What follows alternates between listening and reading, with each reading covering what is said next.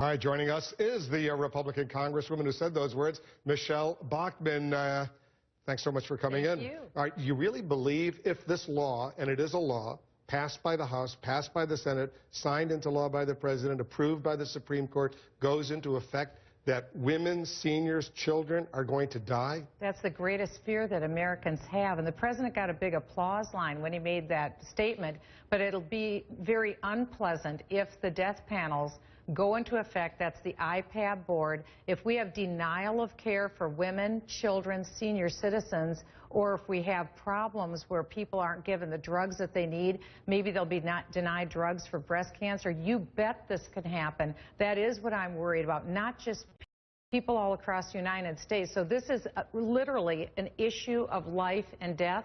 That's why you see this struggle in the Senate. Absolutely, but don't you realize that millions and millions of Americans, but millions and millions of Americans will now have health insurance? Earlier, they didn't have millions and millions of Americans are losing health insurance right now. They're being thrown off their employer-paid health insurance. But they'll be eligible to go to these exchanges and buy health insurance. I was in a meeting this morning, Wolf, and we were told again that the people who will be thrown into the exchanges, the health care premiums that they'll have to pay, even when they're subsidized, will be more than what they're paying now. So I firmly believe that we could see that more people are actually going to be negatively impacted by Obamacare than helped. Just the opposite of what the president's hopes were. Well, let's go through some of these points, and you tell me if you think it's good or bad. Is it good or bad that children can now be on their parents' health insurance policies until they reach the age of 26?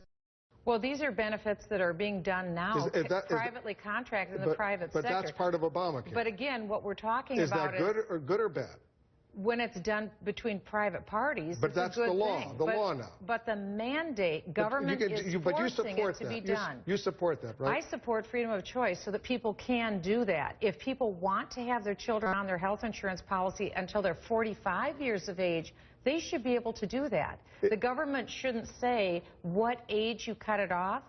You may have a child that is completely dependent on you for physical or mental reasons. If that child is now 56 years old and the parent wants to take care of them on their health insurance plan, they should be able to pay that company whatever it is to keep them on the plan. If you have a pre-existing condition, should you be allowed to buy health insurance?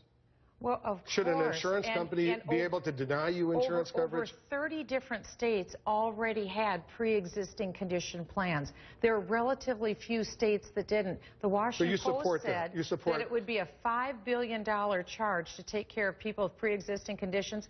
I would put my name on the government check to pay $5 billion every year to help people with pre-existing conditions make sure they have health insurance. Should there be a cap? We can Should there be a cap how much an insurance company can provide? And at one point, if let's say you're very ill, you get cut off? Well, the laundry list that you're going through... This is all part of Obamacare. Right. The laundry list that you're going through, what your premise is that government must mandate it. I don't agree that government must mandate it. But they have. It's the law now. And that's what I don't agree with. I don't agree with the mandate. So if you don't like the law, there are ways to try to change it, but you don't have the votes, as we just saw in the Senate. But what I believe is that people need the freedom to buy what they want and buy what they can contract. And various states over the years have tried to deal with things like pre-existing conditions, like having your insurance policy. That's really what works. The living laboratory of the states. I'm asking you these tough questions because these are tough, and I'm glad you are. Let's talk about people who can afford to buy health insurance. But you know what? They'd rather spend their money going out to dinner, going on vacations. They don't buy health insurance, but they get into a bad car accident and they wind up in the emergency room. Is it fair that you and I, taxpayers, and others simply take care of them? It could be $500,000 in medical expenses that we pay for these freeloaders. On Obamacare, there will be more people that the taxpayers are taking care of after Obamacare than before. Is it fair That's your question. Is it fair that people? Taxpayers picking up the tab for other people's health care, and more Americans will pay more for people's health care. Here's the question. Is it fair that people who can afford to buy health insurance can become freeloaders and taxpayers will take care of them if they get into an emergency medical situation? Is that fair? Well, the fairness that is lacking in Obamacare is clear because President Obama has changed Obamacare over 19 times now. He has an uneven playing field so that if you are a political favorite of the president's, you've just got an exemption. Big business got a huge exemption, but you're not the answering American the question. people. Are you happy that there are people out there who have money, but they decide they don't want to buy health insurance, I think people, but that will take care of them no matter what? Is that fair? What you're talking about is a very, very tiny percentage of the American people. It's the real world out there. The real world is that now every single American Have you been to an is emergency going to be. room? You see what's going on? My oldest son is a physician. Obviously, Our oldest son is a you physician. know who shows I've up. been to an emergency These are people room who don't have health insurance, and we take care of them. Quite often, it's illegal aliens. Now, Illegal aliens show up, and so we, the American taxpayer, are picking up the tab for people who aren't American citizens. I'm just telling you. That's another subject. But what about if you're an American citizen and you can afford to buy health insurance and you don't? But you just want to take advantage of the situation. The bottom line of your question, Wolf, is that it's fair that the American people are picking up the tab for other people's health care. We have over 300 million Americans. The estimate was 46 million Americans didn't have health care, but that also included illegal aliens. We know now the estimate from the government is that about 30 million people are going to be cut off their employers' health insurance because of Obamacare. I don't know where you're getting. This is a very bad I don't know where you're getting 30 million people from the cut government. Off. That's not true. From the federal government. You have to show me those numbers. The point is, though, that we'll compare notes if this new program works, the new law, if it works, goes into effect January 1st. If the employer kicks somebody off their health insurance, people will still be able to buy health insurance, even if they have pre-existing conditions, even if they don't have a job, even if they have whatever, they'll be able to, and if they can't afford it, they'll be subsidized. They're subsidized, but as I learned this morning over at the Capitol by government officials, they told us that those people who are going to lose their employer care, who go into the health exchange, will spend more on premiums subsidized than they did before when they were on their employer's health insurance. Let's wrap it up. So they're worse off. Yeah, are you ready to see the government shut down in order to defund Obamacare? The government doesn't go into shutdown.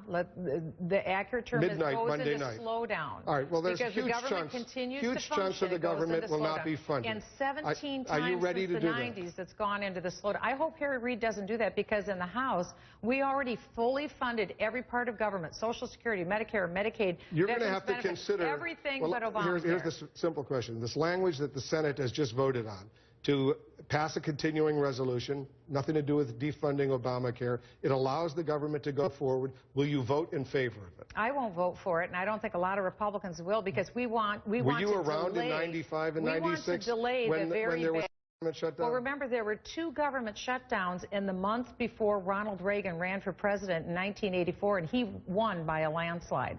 The American people fear Obamacare. It's more unpopular now than ever before. They want us to fight to defund it and delay it. But there are ways to fight without shutting down the government or raising questions about America's credit worthiness. We don't want to shut it down. I don't know why Harry Reid or President Obama wants to shut it down. They don't want to shut it down. That's not what we want to do. Well, we didn't. We're the first ones to fund government. We fully funded it, but for Obamacare. And that's what the American people want us to do, fight for them, and that's what we're doing. We believe in fairness, and Obamacare is anything but fair. Is Karl Rove a smart political Republican analyst?